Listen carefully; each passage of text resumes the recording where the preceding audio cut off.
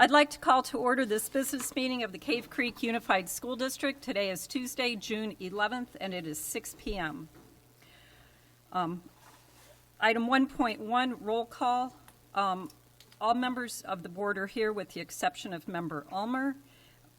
Members of the cabinet present are Dr. Hendrickson, Dr. Jensen, and that's it. And Mr. Dolezal. Well, it's summer.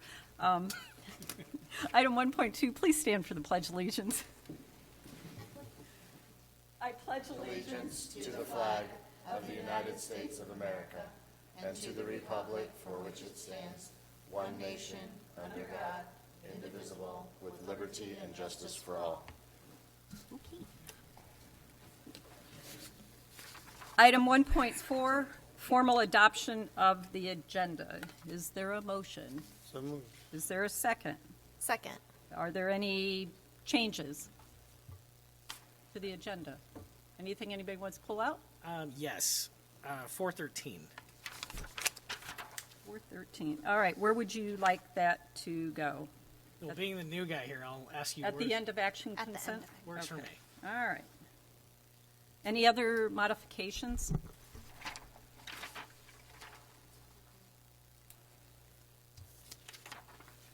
Okay, is there a motion to accept the agenda as modified? So moved. A second? Second. All in favor, say aye. Aye. Aye. Any opposed? Okay. Item 1.5, President's Report. Since the last meeting, I was at graduation, and congratulations to our class of 2024, and that's kind of it. Item 1.6, board comments. Go ahead. Was this where we were at?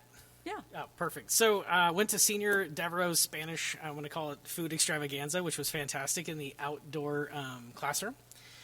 Also, the senior walk, that was a fantastic thing. Really cool to see, the younger kids look up to the graduating class and some of the memories and teachers and so on. That was really a great experience. And then finally, May Mania, joining the teachers in a day of learning. Actually participated, so that was scary too. But it was good to see just everybody excited about learning some new skill sets, a lot of talk around AI, things of that nature. So it was a great experience that day. Mine attend, of course, high school graduation is always a highlight. Also got to participate in 8th grade promotion. It's always fun to give an extra hug to your own child during that. And then 6th grade final walk, having just boys get to these steps first. They don't have the tears as much as the girls do. So we'll see next year when I have a 6th grader do the final walk around campus. And then kudos to Principal Hazeltine is doing his summer camp through ECS. Things seem to be moving super smooth, and just the safety and security that they have going through that for getting lots of kids in and out at different times over at Lone Mountain. It's been fun to participate in that as well. And I did get to get some paella for Senor DeVore as well, and that was delicious. So it was fun to use that new outdoor space at Sonoran Trails. So. Well, yeah, I just was able to do both the graduation and the 8th grade promotion, and that is a highlight of this fine position. So always good to do those. Awesome. Okay, item 1.7, Superintendent's Report. President Busby, members of the board, as you all have mentioned, we had a wonderful end of our school year culminating in the Cactus Shadows graduation at Desert Diamond Arena. We wish the class of 2024 all of the best as they take their next steps in the E of their choosing. And since school is out, that concludes my superintendent's report. Awesome. Okay. Item 2.1, call to the public. We have none. Okay. Item 3.1. Okay. Item 3.1. This is the governing board's school report. Great school principals constantly pay attention. They build a culture focused on student learning. They confront mediocre teaching. They invite. They inspire. They support families, students, and school staff in ways that lead to improvement. They want to be trusted, not simply liked. In short, Principals drive success, often inconspicuously and behind the scenes. They are not the ones we typically recognize with awards and accolades. They're the givers of awards and accolades. We, the governing board, wanted to recognize our principals and their accomplishments, but struggled a bit with how to do so. So, we ventured out to the schools to sit down with each principal to get some of their thoughts in their own words. We were delighted to find the common thread of togetherness. So kudos to Bill for spearheading that initiative. And honestly, the principals have embraced the concept of togetherness so fully that they were successful in getting the same level of buy-in from their staff and community. When we sat down with the principals, we asked a few simple questions. What have you accomplished, and what are you proud of? And not surprisingly, the principals spoke about how the unifying theme of Together has led to success on their campus. And for full transparency, please keep in mind that some of these principals were kind of blindsided and were put on the spot, while others had the advantage of the principal grapevine. But the most significant aspect of our little exercise here is that in their own distinct ways, each principal has fostered a sense of togetherness on their campus. This unity is evident in the continuous growth and performance of their respective schools. So hats off to all of our principals. You truly inspire us. And with that said, if I can manage the clicker here, we have a little presentation for you. It's called In Your Own Words, or In Their Own Words. When I went to Cactus Shadows and spoke with Sarah Barella, it was a very enlightening exercise because typically whenever I visit a campus, I get a tour of what's going on, and sometimes I get to see some really amazing things, but usually it's just sort of a 30,000-foot view of what's going on.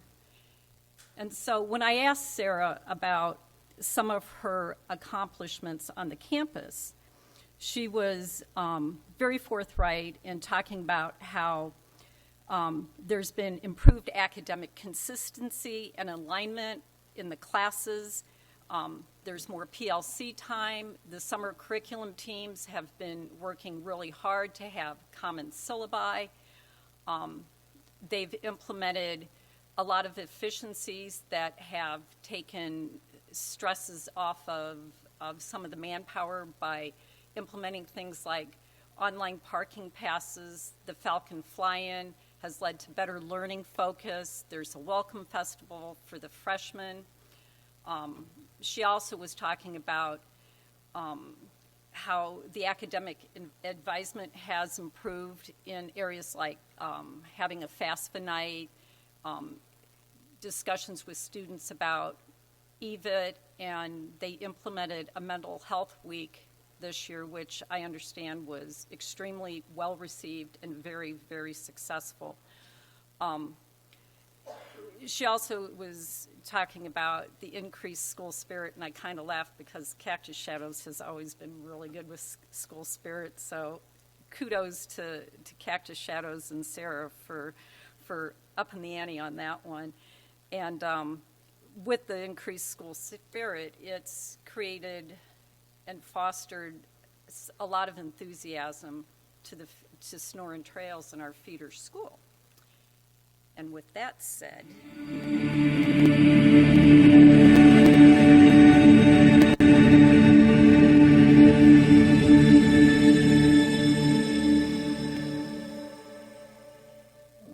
something that I'm super proud about being the principal here at Cactus Shadows High School is the sense of belonging.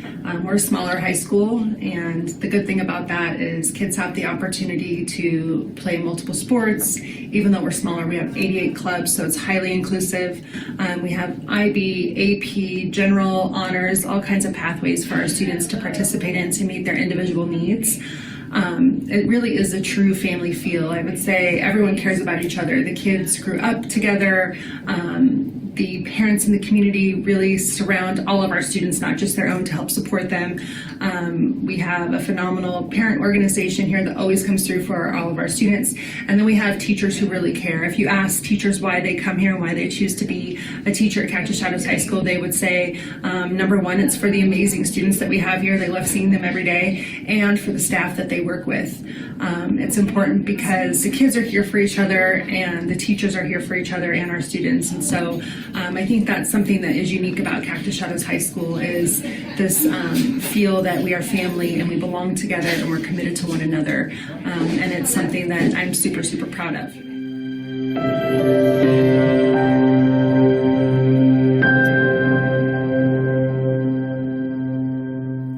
And with that said, I'm going to let Member Fortney talk about Desert Sun. All right.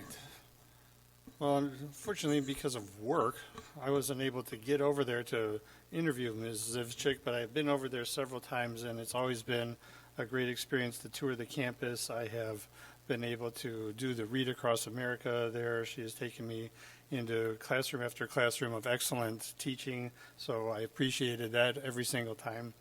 The thing that stood out from when Ms. Zivchik was talking to the folks here was that they have developed a system to identify learning gaps for each student. As a special ed teacher, that is huge, important for me.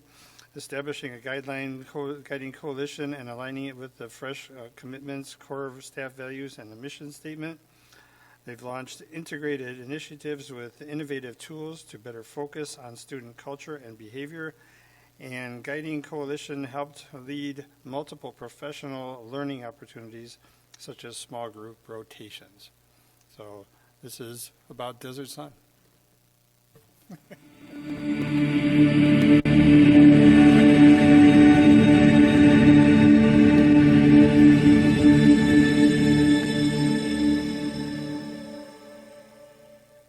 It's all about the foundation and those connections you make with families, our staff, and our students. And we are lucky to have a school that's on the smaller side.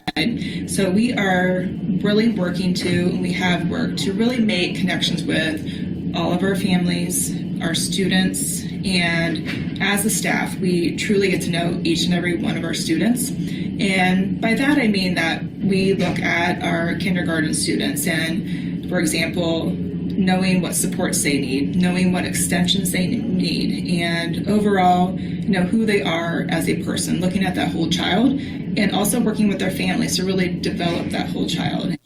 And I will say the biggest aha is really looking at the effect of that connections we made with our kindergarten students, their families, and the growth I've seen now that they are first grade students. And it's definitely a team effort. So once a month, I meet with my intervention team.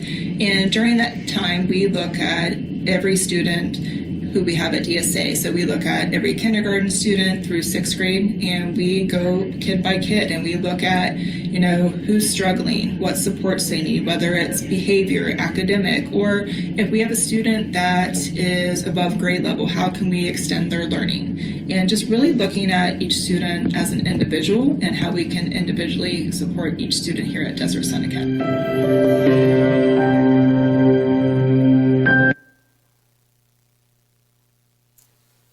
I had the opportunity to talk with Shelley Richardson at Lone Mountain. And maybe I take things for granted. I do sometimes. We have terrific principals. But one of the really obvious things that I overlooked is Shelley was a first-year principal. And she stepped into a situation where there was a lot of maybe uncertainty or uneasiness among the parents, which is really a tough position to put anybody in. And I will say, without question, Shelley totally embraced the challenge, and she definitely won the battle. Among the challenges she faced, their science department sort of got shaken up, and they were without a science teacher. And so Shelley embraced our community and partnered with Kiwanis and the Arizona Science Center. And as a result of that combined partnership, Lone Mountain is going to have a very robust maker space, and the Arizona Science Center is going to be providing some professional development to the teachers.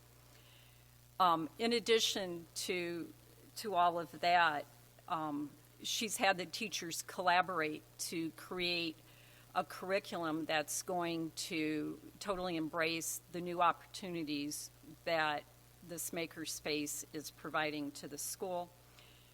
And of course, they've incorporated PBIS into the fabric of Lone Mountain. And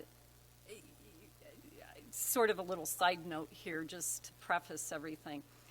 Every teacher or every principal kind of had their own take on how, we didn't ask them what togetherness means to them.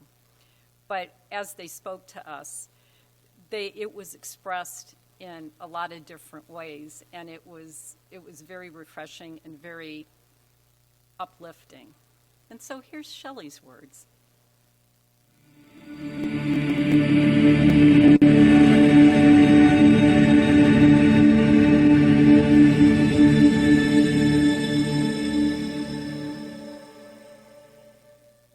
So one of the things I'm most proud of is being able to partner with Kiwanis and be able to have our grant funded, which we're going to be able to partner with Arizona Science Center and have Science on Wheels come and integrate our STEAM throughout all of our grade levels, which I think will be huge. And also be able to provide professional development for our teachers and create a maker space. So I'm super excited.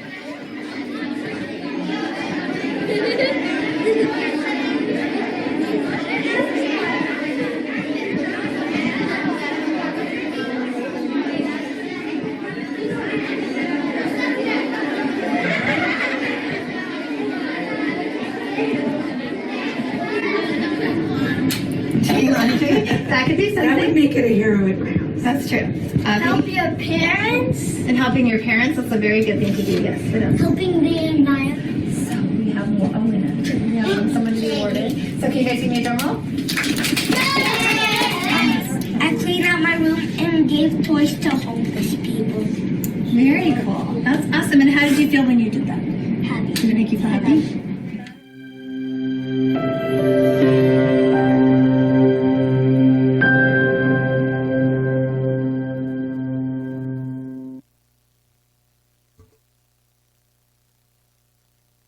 When I was at Horseshoe Trails, one of the things that I knew but kind of worked into the overall fabric that I just took it for granted. Erin reminded me that last fall, Horseshoe Trails received an email from U.S. News and World Reports that ranked Horseshoe Trails as number 24 in the state for public elementary schools. And I knew that, but he reminded me of it, and I was like, well, we need to make a big deal out of it. So here it is in our little presentation. And one of the things that became very obvious is Horseshoe Trails, like all of our schools, have been very successful. And they've implemented things like hands-on learning with a garden that they've created. And they have dedicated time at the end of every day for extra instruction for students who need assistance. But in addition to that, this year they're going to have very low turnover. They had one teacher retire, and the only other departure from Horseshoe Trails is a teacher moving out of state. And so I truly believe Erin has been able to capitalize on that.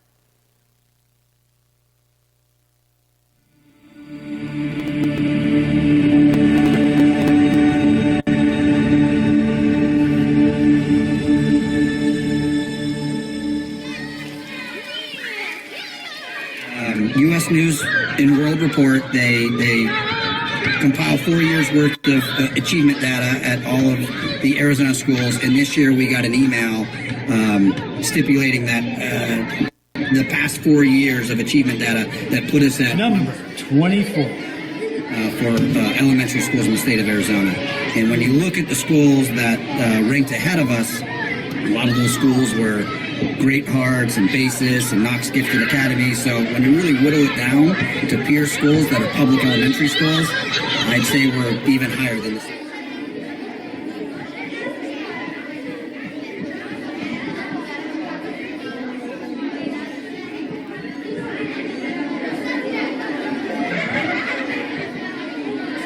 We enjoy being around each other. We choose to be at Horseshoe Trails. Next year, I'm very proud of the fact that we only have one retirement and one resignation. Our teachers are invested in our community. We care about these kids, and we have a shared vision of what success looks like at Horseshoe Trails and in Cave Creek, and I think that is evidence that we are together.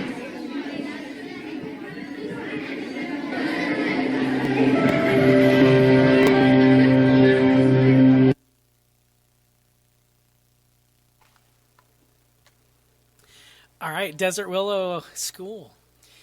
Principal Dunlop, it was great to watch your video, the content here. I love your opening line.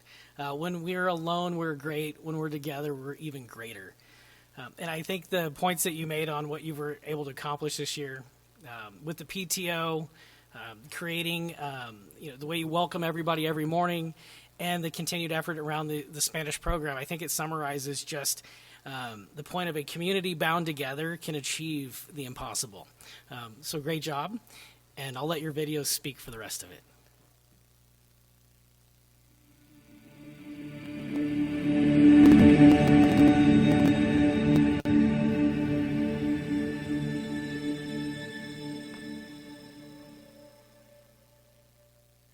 This year we have had a fantastic year of building our Better Together theme, going all the way from our PTO to our teachers who work together to ensure that we have students' needs met every morning during our early bird intervention time. Our Spanish immersion and our traditional teachers have taught all the kids. We've had our students who have never been exposed to our international teachers. They actually had classes with them this year. We went over different ways to learn about cultures from our teachers. It's been fantastic. Thinking about the whole year, it's just how we've really built coming together, working together for our families, for our students, for our staff, and for our community. I think we've had a lot of family members that came to our events that didn't even go to our school. So it was nice to be welcoming to them. When we're alone, we're great. When we're together, we're even greater. Where the great come to get even better, as one of my former principals would always say. But it's teaching is hard, education is tough, and it's nice to be able to have somebody that you can lean on, somebody who knows what you're going through, and somebody to cheer you up for that day and say, we've got this, let's roll up our sleeves, let's do it. You know, as John F. Kennedy said, we don't do these things because they're easy, we do these things because they're hard.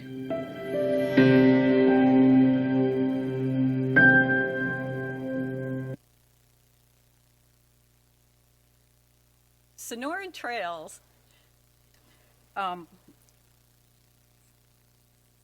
when I spoke with Jill, it was very evident that there's not only enthusiasm on that campus, but everybody on that campus gets along extremely well. And when I say everyone, I don't mean just the staff. Every staff member is charged with getting to know something about every student on that campus. And you perform better if you think somebody knows who you are. You're not just a face in the crowd.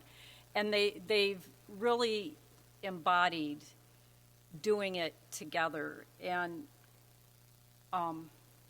there's, as you know, there's standards that the district has for learning.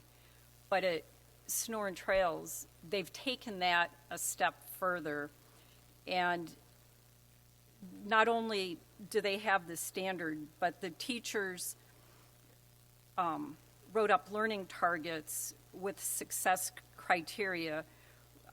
What will the students learn, and how are we as the educators going to know that the students have mastered this? So they've really taken to heart their mission as a teacher, and it's very evident that they do work in unison. And so with that, I'll just let Jill talk about Sonoran Trails.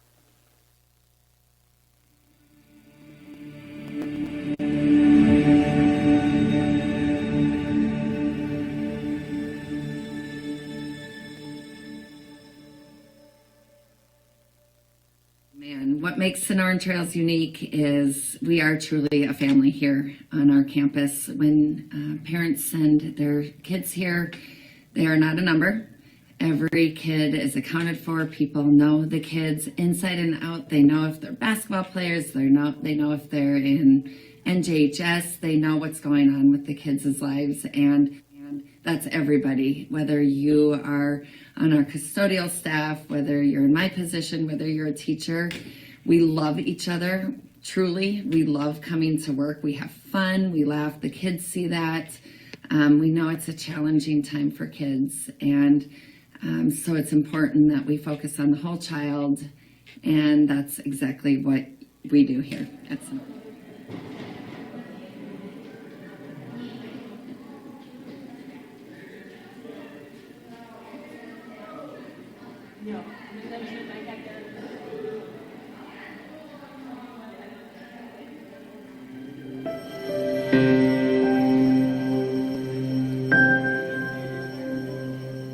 And last but not least, Black Mountain.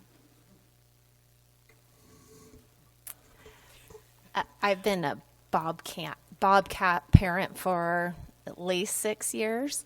So as a parent, definitely proud of the leadership that's been there and been able to firsthand see the togetherness of just even how the staff works together, and last minutely how nimble they can be to work together as far as teaching a different grade last minutely, or deciding that you're going to actually have a combo class. So I've always appreciated that leadership and the togetherness on that campus. So being able to sit down with Matt, it was great to get his perspective and kind of see the things that he was proud of.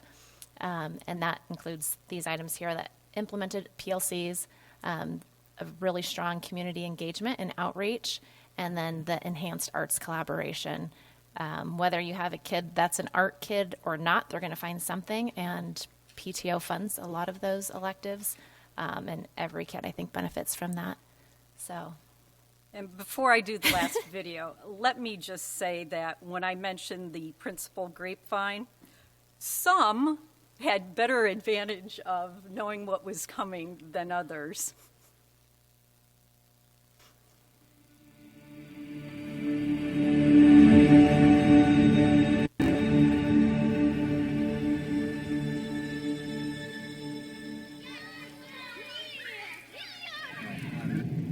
At Black Mountain Elementary School, we are super excited to be able to offer the arts and dancing to all of our kids.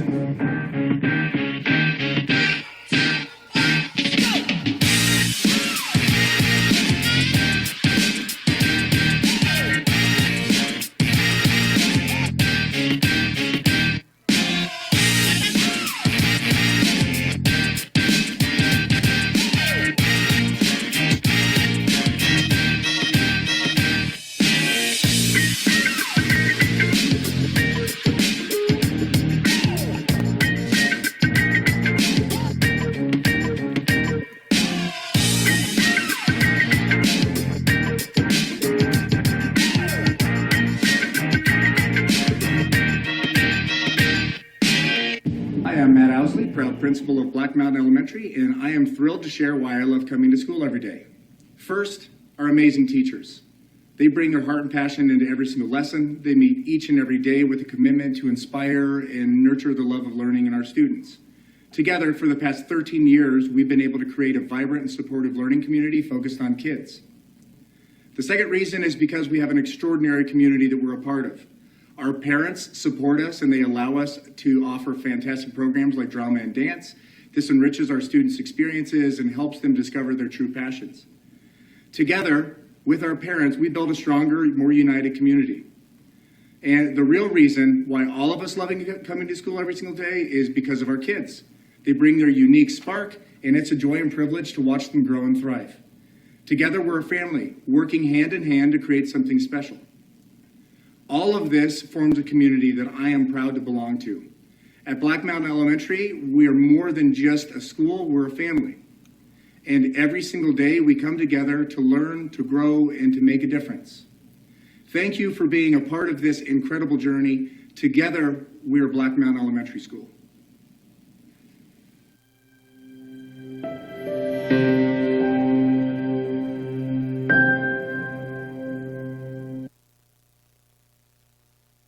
And lastly, I speak for everybody on the board. Our heartfelt thanks to all of you for all you do. You are truly our unsung heroes.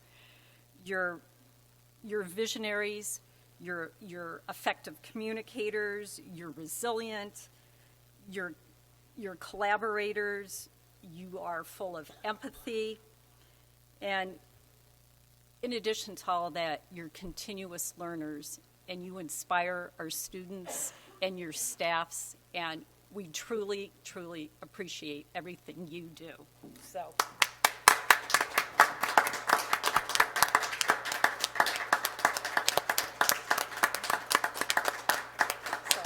thank you. All right. So next time you're told that some board members are going to come talk to you, you have no idea where it's going to end up.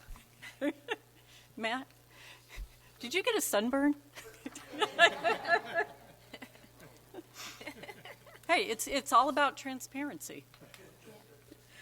All right, moving right along. Item 3.2, our fiscal year 2024-25 proposed budget presentation presented by Dr. Pletnick.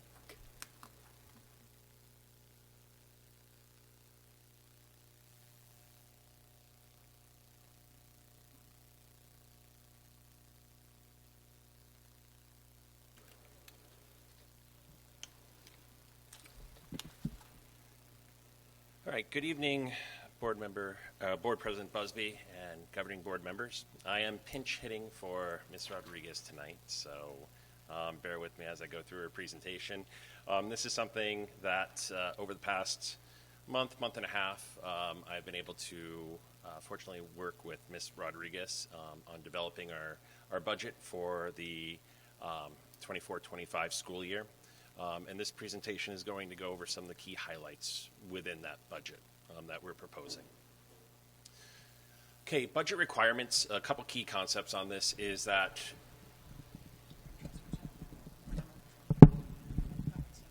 was definitely, thanks. We have to, by Arizona statute, propose a budget no later than July 5th. Adopted budgets to be the same as the proposed budget. And also, the budget has to be published on the ADE website for 10 days.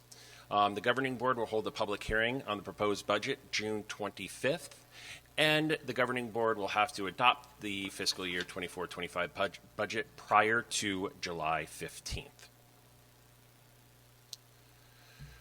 Okay, when we're looking at next year's proposed budgets, these are the key factors. As you know, ADM is the key and the primary way we are funded for our M&O. So as we look at our M&O, we are looking at a drop in ADM, okay, which means there is a drop in the amount of students attending our school next year. The demographer has, a couple of months ago, came and did a board presentation and showed what our reality is in Cave Creek. And so as we looked at our ADM and we calculated it, we are projecting our ADM to be 5,177.94, which, as you can see, is a drop of 502.34, or a net change of 8.84% for the next year. Now, as we look at the base level per pupil funding, it has increased this year. So the base level from the state has increased by $98.29, so a 2% increase. So as you can see, as we take our total weighted ADM, which that means it is the weighting of our students in the A section, which is just our students by grade level, and also the B section, which would be our special education students as well. So as we look at that, we are going to see a drop in overall in our funding for our M&O, and also based upon our capital or our DAA assistance, which we'll get to, we're also going to see a drop in that. Now, if we look at our primary assessed value, which is what our tax rate is based upon, we're going to see a property value in our area has increased. What that means with the formula for the taxation is that our taxes actually decrease at this point. So you can see there will be a 0.16 or 10.87% decrease in the tax rate. Now, this is where our M&O is affected by that ADM. So if we look at fiscal year 24, our M&O base level based upon our ADM, which we saw on the previous slide, the 5,680.27, came to $30,605,505. Even though there was an increase because our ADM has dropped, that's going to result in $28,788,908 in projected M&O. So we can see we have a drop of 5.92% in our M&O, which is approximately, which is $811,597. Now, if we look at our capital or our DAA, our district assistance, we are also going to see a drop. Now, our district assistance is based upon what our number of students were in that prior year. So we are looking at a difference of $385,741, or again, a drop of 18.12%. Now, the good news is Classroom Site Fund. There was an increase in the Classroom Site Fund, and so we were awarded $7,723,602, which is an increase of $717,023. And so that is increased by 10.23%. Now, in order to account for that drop in our M&O, reductions had to be made, and our reductions you can see listed up here. Our Classroom Site Fund, we did move positions into our Classroom Site Fund. We also eliminated certain ESS positions and moved positions into MIPS funding. And also we had vacancy savings, which is the unfilled positions, and also the elimination of teaching positions, again, based upon lower student counts. And there wasn't a need for as many teaching positions next year. Now, the one thing we do want to celebrate is that we did not RIF any of our teachers. Natural attrition did take care of the eliminating the teacher positions. So each and every one of our teachers were offered a contract. And so it was just natural elimination of positions through that. Okay, our M&O, as much as it's dropped, we're also facing increases. So next year, we're going to see part 2 of our one-time stipend payout to staff members. And then we had an increase in our health insurance. We also had an increase in our trust liability insurance and our workers' compensation. In addition, when developing the budget, a 5% inflation factor was placed on that. That would be in line with the inflation rates, the current inflation rates, which are somewhere around 4.1%. And if we look at the years past, 4.7%, and then actually going above 5% in the previous years before that. But we're 5% would be a number that we feel would be proper for moving forward. And so you can see the additional expenditures, $848,297 just from the increases of our expenses. So when we add this up, you can see the deficit of what we had to reduce, just over $2.6 million. Based upon the previous slide, with the slide before that, the M&O reductions, we are going to be able to cover that deficit in the 25 school year. When Ms. Rodriguez did calculate this out, we're about $8,700 to the positive on that side when balancing this budget out. But again, the big stress on this is the drop in our ADM with the drop in enrollment. If we look at it, we are, our senior class moving out, then Kinder we have coming in, enrolling those students up. We're projecting again another loss in enrollment. And if we look at the past 2 to 3 years in our enrollment count, you could see in our ADM, we're somewhere around that 5 to 6% drop.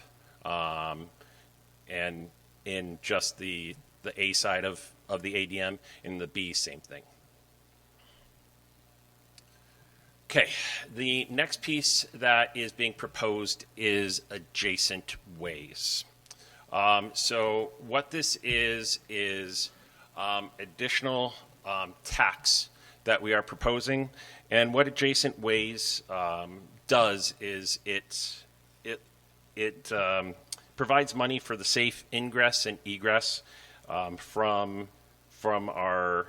our vehicles, for our emergency vehicles in and out of our schools. So this money can be used only for specific purposes, and that's going to be the keys. So it can take care of fire lanes, the paving of fire lanes, the painting of fire lanes, and again, utilities around the outside of our property, but it can't be used for things such as construction, our student parking lots, painting of